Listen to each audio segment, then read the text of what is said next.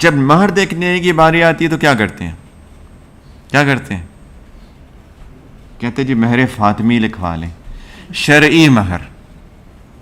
ان سے کہ جی مہر فاطمی کتنا تھا؟ آپ کو پتہ ہے مہر فاطمی کتنا تھا؟ میں نے پاکستان میں خود اپنے کانوں سے سنا ہے، ان گناہ گار کانوں سے، 32 روپے 8 آنے. سنا کسی نے پاکستان میں یا انڈیا میں؟ نہیں سنا کسی نے؟ ریئلی میں حیران ہوں، اس کا مطلب بہت بوڑھا ہو گیا ہوں. 32 روپے 8 آنے. سبحان اللہ. کسی کو پتہ ہے مہر فاطمی کتنا ہے آج کے UAE درہم میں؟ کوئی ہاتھ کھڑا کر کے مجھے بتائے. کسی کو پتہ ہے کہ آج کے دن اپروکسیمیٹلی پلس مائنس 10% 5000 درہم. آج میں کیلکولیٹ کر رہا تھا بیٹا، 4600 درہمز کے قریب تھا. آج میں نے پوری کیلکولیشن کی تھی بیٹھ کے. پاکستانی روپے پتہ کتنے بنتے ہیں میرے پاکستان میں بیٹھے ہوئے پیارے بھائیوں؟ 32 روپے 8 آنے. شرم کا مقام ہے. کیا ہے مہر؟ ایک ہونے والی بیوی کو ایک تحفہ ہے نا. 32 روپے کتنے فلز بنے؟ 75 فلز، رائٹ. 75 فلز آپ ایک باعزت، شریف، خوبصورت، اچھے اخلاق والی دیندار لڑکی کو تحفہ دیں. یہ کوئی شرافت ہے؟ سوچیں، یہ کوئی شرافت ہے؟ عجیب. استغفر اللہ، استغفر اللہ. یہ تو مہر ہی نہیں ہوا. اقل مہر جو ہے وہ 10 درہم ہے، یعنی اس وقت کے 10 درہم وہ بنتے ہیں تقریباً 100 درہم.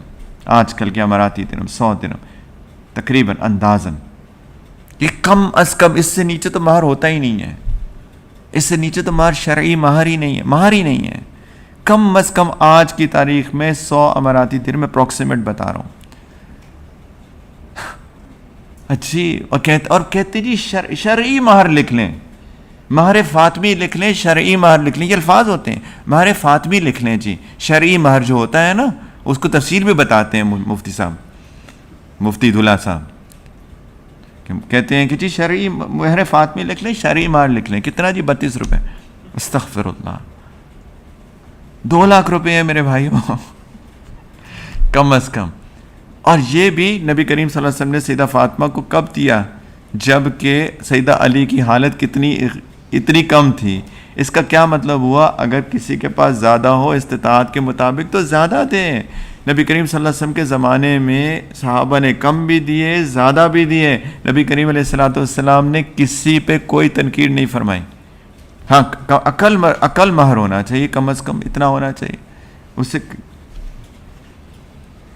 تو پلیز مہر دینا چاہیے. یہ برکت ہے.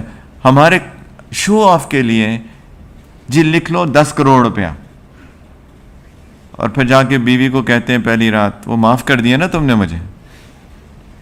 ایک بڑی سٹرونگ حدیث ہے اس کے بارے میں آج کا موڈ خراب نہیں کرنا چاہتا. میں بڑے لائٹ موڈ میں ساری کڑوی باتیں کر رہا ہوں.